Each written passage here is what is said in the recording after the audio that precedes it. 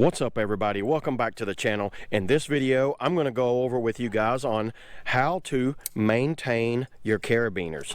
And this is something that you might want to stick around for, because if for whatever reason this was like up like that and you couldn't get it undone in a rescue situation, it could be a very serious issue. And this is one of the most neglected things with carabiners that I had seen. I've been guilty of it myself. You know, I'm not blaming anybody, and it's a topic that's kind of overlooked a lot as far as us as paddlers.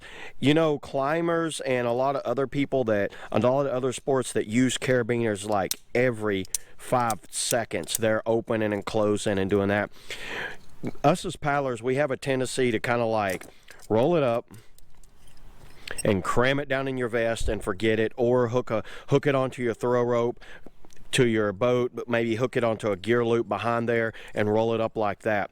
I've actually got some stories for you guys. I had done some rescues, and a friend of mine reached out and we were talking about it, and she talked about like she went to get her someone had swam and was stuck in a hole. She went to get her throw rope, and she had a screw gate carabiner that was screwed up all the way like that.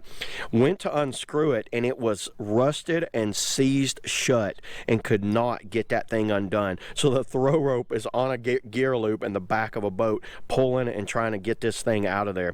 So it's a major issue for someone.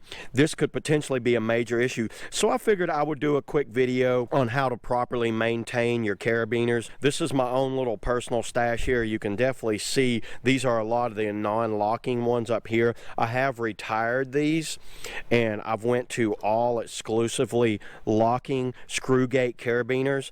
I've got, you know, and I have a twist gate, and this is by far one of the best ones ever. But yeah, so I've got a twist gate, and I've got the rest are on screw gates. One thing that I try to do is every now and then I'll check my carabiners and make sure that they're listen to this one. This one, you could tell, needs oiled up and maintained. These are on my sling.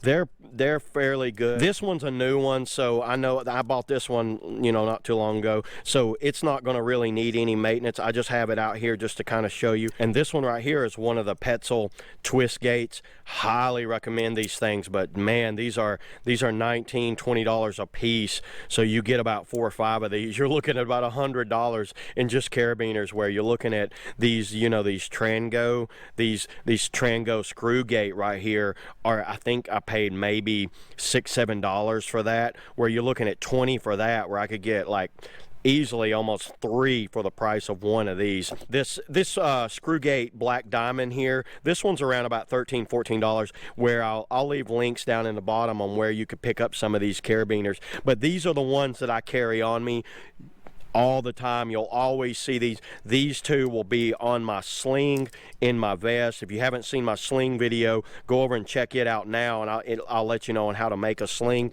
This one's with my throw rope, and these two are in my vest. I'll have usually 5 to 6 carabiners on me at any given point, where I could make a lot of different things. Still use them, this wire gate. I'll use it for like gear straps or something like that, but it's not carried in a rescue situation. So these are the older retired ones, and I don't like throwing them away. I'd almost keep them as wall art before I throw them away. And this is an older one. I don't even know the brand name of this.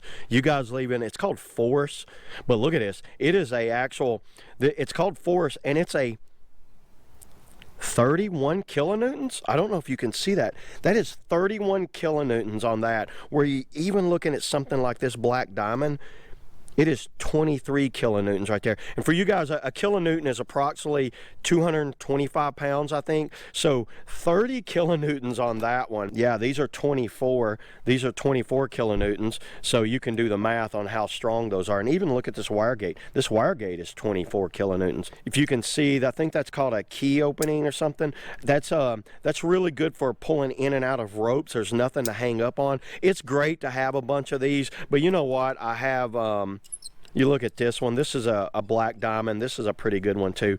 It's got that. Now see, imagine pulling it in and out of webbing and a rope that's something to hang on to. But when you're clipping onto a security bar, or just trying to, like, you're setting up some like an anchor or something, that's fine. I would use those. Let's go ahead and get into how I would maintain these. And for all you guys, I reached out to Petzl. I reached out to Petzl and Black Diamond, both, and I reached out to their service department, and I wanted to know exactly what oil they recommend as to oil up your carabiners. And Black Diamond won't even return my emails 3-4 days later. I still haven't heard anything back from Black Diamond. Petzl got back with me within an hour. That was impressive. Their customer service department got back to me. They sent over a list of documents, PDFs, on how to maintain and keep these in good work, how to do an inspection. And I tell you what, I'll link in the description below on all of those PDFs that he sent me. But what he was saying, one of the major things I reached out to him, I kind of know how to inspect, but there's a dilemma on what type of oil to use.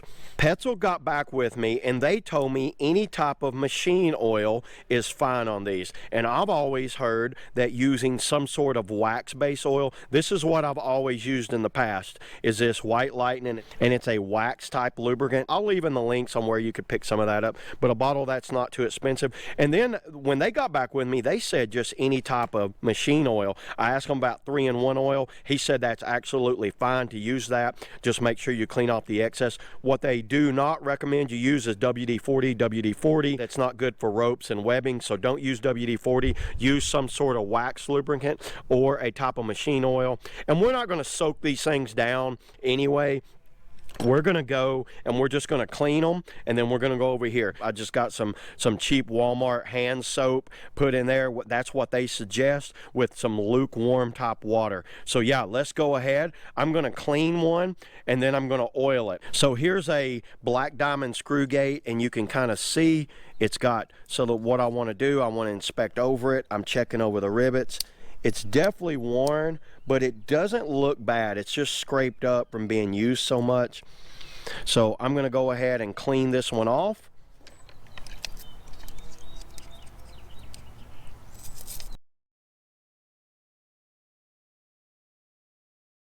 This one was already starting, and you know, you can look at the difference between these two. This one is anodized. I try to only use anodized ones. When you look at like this Black Diamond, these are anodized aluminum. This is not anodized. There's a reason why you anodize them, to break down on that corrosion. All of my newer carabiners, you can see, are all anodized aluminum. They're not this older stuff. If you got one of these, I recommend going ahead and retiring it and going over to and getting all new ones. So already I can tell that's getting a lot better. I'm going to go ahead and add me a little of the wax lube down in there.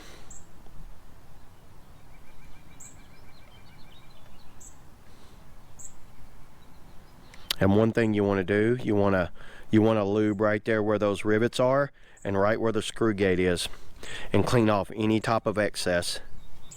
Oh yeah, see, that's 10 times better. No more squeak. Yeah, look how quickly that goes now. One quick, I can do that with one thumb now. And there you go. That's how you would maintain that one. And you can see the difference between the locking, the twist gate and the screw gate. And one thing is how fast you can get these going. You can do like a twist gate is like twist, hook on. Where you look at a screw gate, I can still do it one-handed, but you want to be able to do it one-handed. You don't want to have to hold two hands and try to turn one of these. You want to be able to just kind of be able to open it one-handed and close it one-handed. Anything made by Petzl is the best on the market. I'll argue that with anybody. Petzl by far is one of the best products on the market. Black Diamond's number 2, I would say. But these little Trango, I picked these things up, and these things have been bomber. These are like 1.5 years, 2 years old. These are really good right here. Highly recommend these little Trangos too.